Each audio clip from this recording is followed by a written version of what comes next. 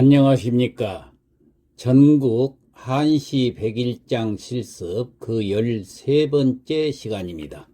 오늘 이 시간에는 하동 백일장 시를 가져왔습니다. 하동 백일장 시는 2024년 5월에 실시된 지상 백일장 시제입니다. 시제는 별천지 하동이라. 자, 하동은 별천지라고 칭해오고 있습니다. 그래서 여기에 대한 시제를 가지고 작시를 하면 되겠습니다. 그럼 하동에 대해서 좀 알아봐야 되겠죠. 하동은 문화 관광 자원이 풍부해서 대단히 관광지로서의 발전 가능성이 클 뿐만 아니라 영남과 호남의 두 지방을 연결하는 가교 역할을 함으로써 경상남도의 새로운 중심지로 부각될 전망이 밝은 지역입니다. 소백산맥의 영향으로 군 전체가 대체로 험준한 산지를 이루고 있습니다. 북부에는 지리산의 연봉을 비롯한 높은 산이 솟아서 험준한 산지를 이루고 있고, 또 남쪽 해안으로 가면서 점차 낮아져서 북고남저의 지형을 이루고 있습니다. 섬진강이 서쪽 전라남도와의 경계를 흘러서 광양만으로 유입하며 덕천강이 동쪽 경계를 남동류해서 남강의 진양호로 흘러듭니다. 노량나루에서 화계면까지 이어지던 수운을 하동포구 80리라고 합니다. 남해고속도로와 경전선이 군의 남부를 또 지나갑니다. 좀 더 구체적으로 파악하려면 인터넷 검색을 해서 파악하시기 바랍니다. 자, 그러면은 작시로 들어가겠는데요. 작시로 들어가려면 먼저 아분이 뭔가 봐야 되겠죠. 아분은 흐를 유, 머물 유, 부드러울 유, 가을 추, 노을 유, 이 5글자로 지정이 되어 나왔습니다. 자, 그러면은 먼저 수련부터 작시를 해볼까요? 수련은 첫 구하고 둘째 구를 말하지요. 먼저 첫 구 작시를 하기 위해서 운자를 보니까 흐를 유자입니다. 그러면은 흐를 유자가 들어가게 작시를 해야 되겠죠. 이렇게 해봤습니다. 금오일출 욱광유라. 금오는 금오산을 얘기합니다. 여기서 오자는 자라 오자인데 금오산에서 일출은 해 일자 날 출자, 해가 솟아오른다는 얘기예요. 그런데 욱광유 그랬습니다.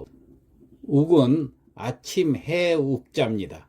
그래서 아침 햇살이 욱광, 유 흘러든다, 흘러와서 이렇게 지었습니다. 다시 해석해 보면은 금오산에서 솟아오른 아침 햇살이 흘러와서, 다음 2구를 작시를 했는데 2구의 운자가 머무를 유자네요. 그래서 머무를 유자가 들어가게 작시를 해봤습니다. 별지 하동 서기류라. 별지는 별천지를 말합니다. 여기서 별천지라는 것은 별 세계란 뜻이에요. 그러니까 우리가 살고 있는 세계보다도 훨씬 아름답고 좋은 세계를 별천지다, 이렇게 얘기를 하면 되겠죠. 하동에는 서기류라. 서기는 상스러울 서자, 기운기자, 상스러운 기운이 류, 머문다. 다시 해석하면은 별천지 하동에는 상스러운 기운이 머무네. 자, 이렇게 작시를 해 놓고 여기는 대를 맞출 필요가 없으니까 평측만 맞히고 넘어가면 되겠죠. 자, 1구 평측. 금오 평평 일출 욱 측측측 광유 평평. 그 다음 2구 평측. 별지, 즉, 즉, 하동, 평, 평, 서기, 즉, 즉, 류, 평. 자, 그러면은 평측도 하자가 없으니까 이제 함년으로 넘어가겠습니다. 함년은 3구와 4구를 가리키죠. 그런데 여기는 운자가 4구에 있기 때문에 4구를 먼저 작시를 하는 게 좋습니다. 자, 4구 운자를 보니까 부드러울 유자지요. 그래서 이 부드러울 유자가 들어가게 4구부터 작시를 해봤습니다. 동천세작 롱풍유라. 여기 동천은 지명 이름을 따왔습니다. 화계동천이라는 지명이 있습니다.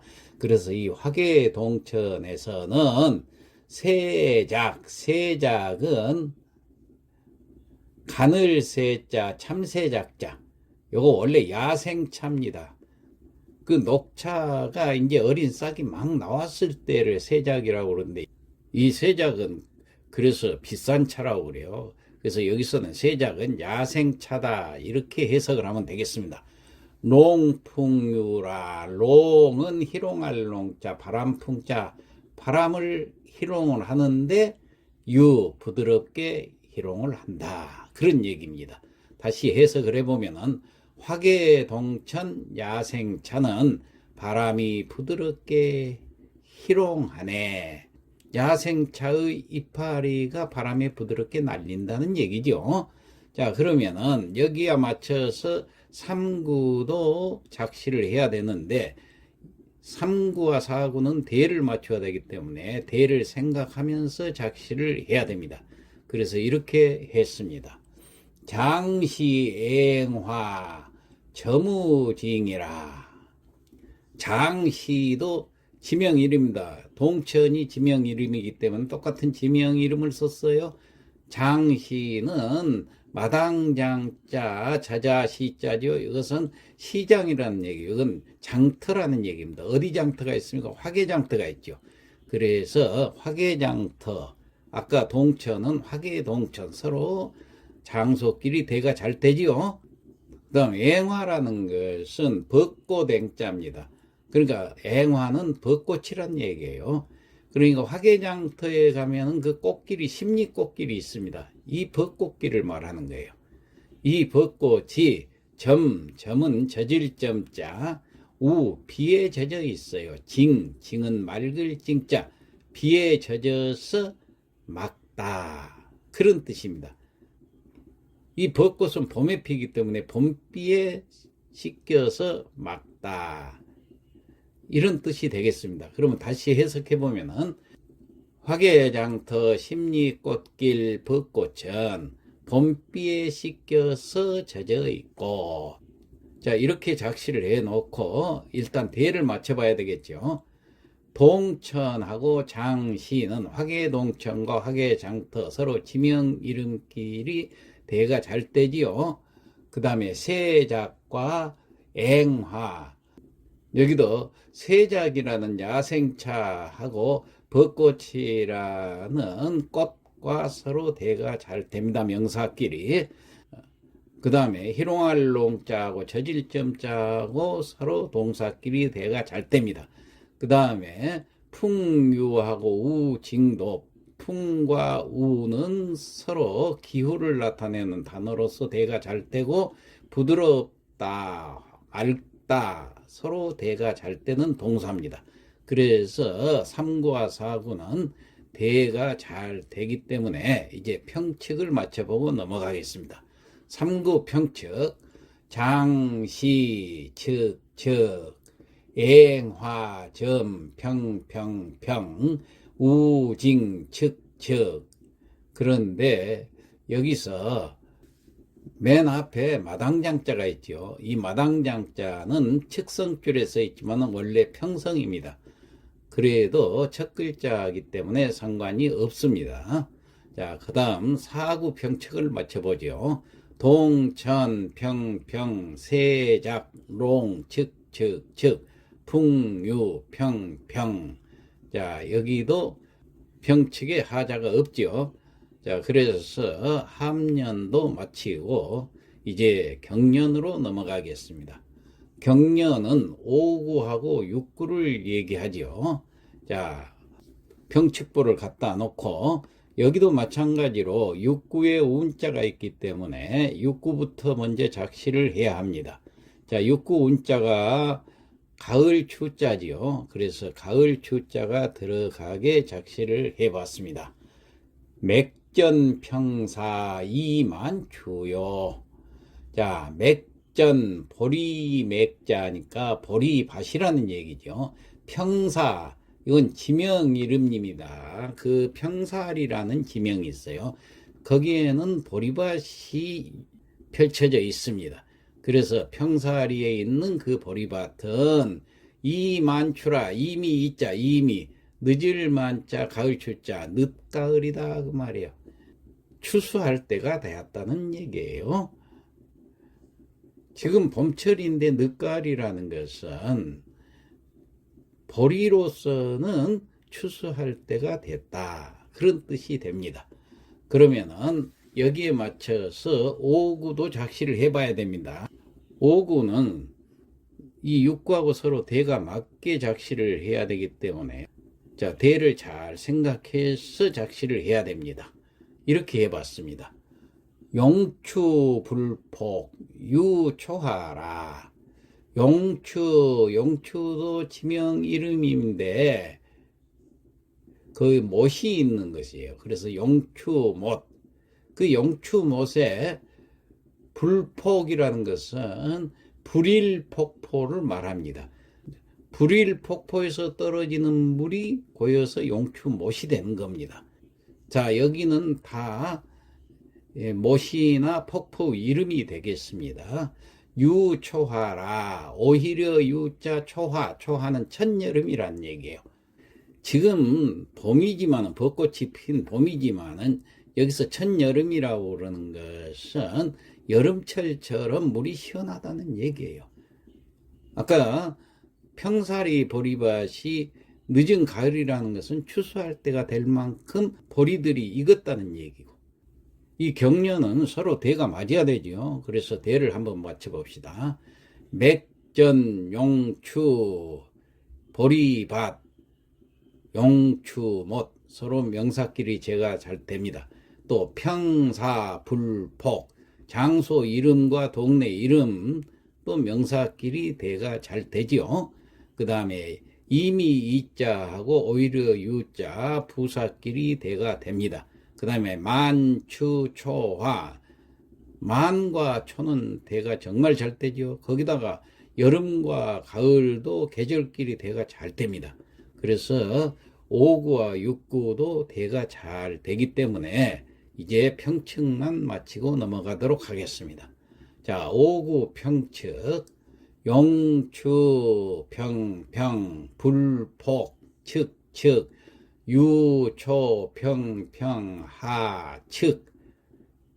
그 다음 6구 평측, 맥전 측측, 평사 평평, 이만 측측 추평. 자, 여기도 하자가 없죠. 그래서 이제 마지막 미련으로 넘어가겠습니다. 미련은 7구와 8구를 얘기하죠. 평측부를 갖다 놓고 8구에 운자가 있습니다. 그러나 여기는 대를 맞출 필요가 없기 때문에 운자 상관없이 순서대로 7구부터 작시를 하겠습니다. 미련은 이 전체의 시를 아우르는 마무리 작시를 해야 됩니다. 그걸 염두에 두고 7구부터 작시를 해보겠습니다. 자, 7구 청학선사 탐경도요. 자, 청학이라는 것은 청학동을 얘기합니다. 이것도 지명 이름입니다. 선사는 선선자, 스승사자, 이건 승려를 얘기를 합니다. 청학동의 승려는 탐경, 경치를 구경하러 이를 도자 찾아왔고, 다시 해석해 보겠습니다. 청학동 선사도 절경을 찾아 왕림했고, 이렇게 문장을 만들었습니다. 그 다음 8구를 보겠습니다. 8구는 운자가 놀유자가 있지요. 그래서 이 운자 놀유자가 들어가게 작시를 해야 합니다. 이렇게 작시를 해봤습니다. 호중치원 호음이오라. 호중이라는 것은 아까 별천지를 얘기를 했죠. 그런데 이걸 합해서 호중별천지라고 얘기를 하는데 고운 선생, 최치원 선생의 시에 그 말이 나옵니다. 그래서 그 뒤에 치원이라는 최치원 선생의 명자를 여기다가 썼습니다. 그래서 호중치원, 그러니까 호중별천지 고운 선생이다, 그런 얘기예요.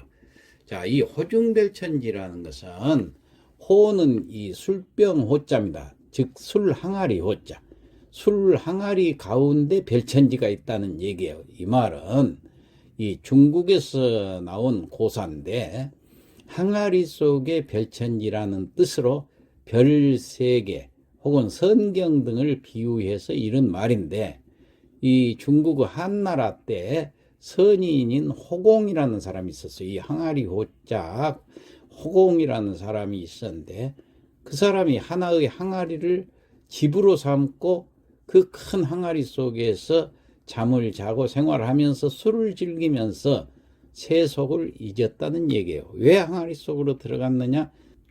세상을 등지고 나는 항아리 속에 내 세계를 만들겠다는 얘기예요. 그래서 거기서 술을 마시면서 즐기면서 살았다고 그래서 호중별천지라는 고사가 생겨났습니다.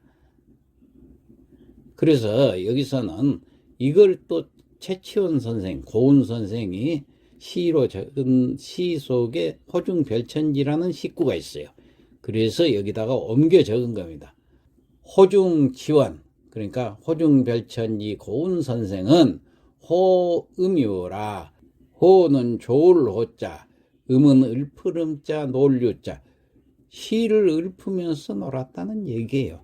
자, 그럼 다시 해석해 보면은 호중치원 호음이오라.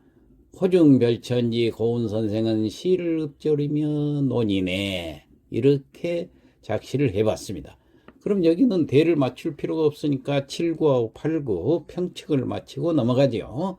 자, 7구 평측, 청학, 측, 선사, 탐, 평, 경도, 측. 자, 그런데 여기서 맨 앞에 풀청자, 이것은 평성인데 측성조리가 있지만은 첫 글자니까 상관이 없습니다. 또 이어서 그 세 번째 글자도 봐요. 선자가 있죠. 이 선자는 원래 측성입니다. 측성인데 여기 평성조리가 있죠. 그런데 여기는 세 번째 글자이기 때문에 여기도 상관이 없습니다. 그 다음 8구를 보겠습니다. 호중, 평, 치원, 호, 측, 유, 평. 평측이 하자가 없죠. 그래서 이제 평측도 다 맞췄으니까 시 전체를 성독을 하고 마치도록 하겠습니다. 별천지 하동이라. 금오일출 욱광유요. 금오산에서 솟아오른 아침 햇살이 흘러와서 별지 하동 서기류라.